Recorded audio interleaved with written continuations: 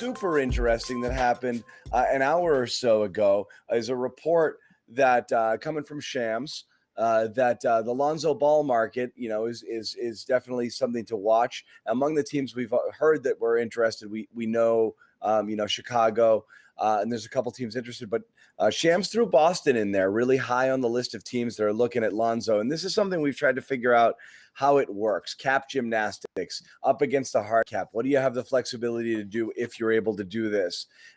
How exactly do you make this work? And this is a guy we talked about for a trade deadline acquisition. This is a guy I talked about as a potential offseason target if they can make it work. How do you make this work for the Celtics if you're the Celtics? Well, he threw a number out there, which is good. 21, 22 million. That's Sure. fair from what we were expecting. So if you trade Smart and Thompson, you'll not only match that, but you'll save about $4 million on top of it too. So obviously you're hard capped if you sign and trade for Ball. And you're currently about 20 million under the hard cap. And that would bring you about like 24 million if you did a deal like that. Smart, Thompson. Obviously, you'd have to, send picks for Ball and to dump Thompson in that scenario. So doesn't seem very likely. Obviously, they'd probably want a young player too or something like that. But I'm looking at Toronto, who we mentioned too. Obviously, they kept their point guard slot open by not drafting Jalen Suggs. They drafted a wing who could have possibly paired with Ball in this kind of setup here. And we obviously know that the Pelicans are pretty fixated on adding Kyle Lowry to their roster. So all signs point toward Toronto for me. Cooper goes 48 to Atlanta, by the way. So there's that. He's from Atlanta. That's a good setup for him. Yeah. So you got that. I don't know. What is this? Given what you think you might have to move around and what it's going to do for you financially, is this and again, what it means for any potential Beal, pursuit, and again. Everyone says, oh, you make a move, you sign certain people, you spend money elsewhere, you go up against the cap, Beal's off the table. Yes and no. He is sort of off the table in terms of how we think the Celtics want to get it done, but he's not off the table if you're talking about trading Jaylen Brown. So there's still a world in which the Celtics fill out their roster however they want it. And if they decide they want Beal, it's a Jaylen for Beal swap. And that's what it becomes. And I'm not saying do it, but I'm saying that's the path to doing it. If you go out there and you spend money on a guy like Lonzo, or you re-sign Evan, or you do whatever, yeah, you're out of the Beal sweepstakes next offseason, which means the only way you get him is trading Jaylen. So that's where they would be at. And again, I'm not sure whether that's something that you want to do. I know a lot of Celtics fans don't want to make that move. You want to get him without giving up one of your prized possessions, but I think that's where it's headed. If the Celtics start to, like we said, we're going to find out pretty quick what the Celtics plan to do, because they're either going to go in and start to build this roster, and you're kind of there. Yeah. We're where we started this offseason. You got to make the choice now if you're going to do that free agent pursuit and thin out the roster. It's Monday. It's Monday. Are you making a move for Evan? Are you making offer sheets? Are you trying to make you're either in the game, you're either in the game trying to get people, or you're out. So Toronto's one of those teams that could have made a run at Fournier. Bringing Ball in their case would take them out of making a sizable offer there. The Knicks traded 2 firsts to keep their books clean tonight. I doubt they're offering Fournier a big contract. Spurs were never going to be that kind of team. And then the only team left that you're looking at with cap space out there would be the Hornets. So here we are again.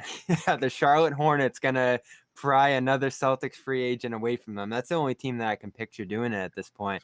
And if not, you might be able to keep Fournier for very cheap. And that's the goal. I mean, I think that's the blueprint. If you can get Fournier at a reasonable number, but it's going to involve someone else making a move ahead of you.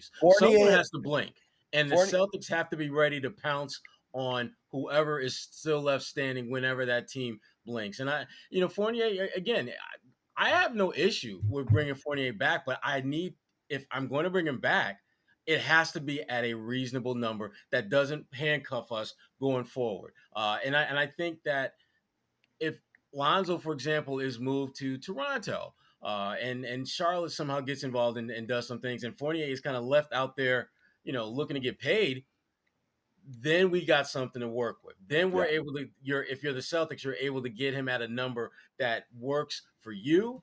It works for him because it'll give him that long-term stability, which from what I gather he's looking for. Is he wants to get paid like all of us do, but I think for him it's the number of years that's just as important as the actual per annual salary. And Yeah. so for the Celtics, that's okay if you can get that number low enough to where you feel comfortable giving him maybe 3 or 4 years. And again, you do, because the value over replacement.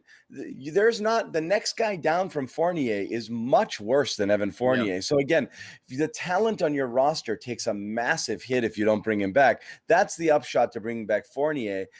But it all comes down to, are you trying to save up for something bigger? You want, and if that's the case, that's the only reason not to re-sign him. From a straight on the court talent perspective, I mean, anybody who watched the USA France game is reminded, is like, this guy's a very talented player. And again, we kind of saw so little of it, because just as he ramped up a little bit and you're like, whoa, they got something here. Flashes, COVID, and then he goes away and he comes back and he's like, I'm a mess, man. We saw so little of what Fournier could do, and then you see him, playing against the best players in the world, and he looked like one of the best players in the court, and you're reminded, oh yeah, he has a lot of skill. So they don't have anybody on the roster that can even come close to simulating what he does. So you don't re-sign him, you're much worse. You do re-sign him, this is the dilemma. You're likely out on Beal, and you are an overpriced, heavy tax-paying, non-contending team. That's a bad place to be. And it's a bad place to. So that's the dilemma. And again, people are saying here, like, do you want him or not want him? Yeah, you want him because he's good at basketball and he makes you better. However, you're not a contender because of Evan Fournier. That becomes your team. You have no cap flexibility. You're up against a hard cap, and you're likely not a contender. So your team it's a run it back team, So when you do that, you kind of are taking yourself out of the running to make something splashy, and that's the risk in Fournier. Yeah, they might have to get creative here. Could you swing a sign and trade to a different location and bring in a guy on big expiring money for a team that's tight up against the tax?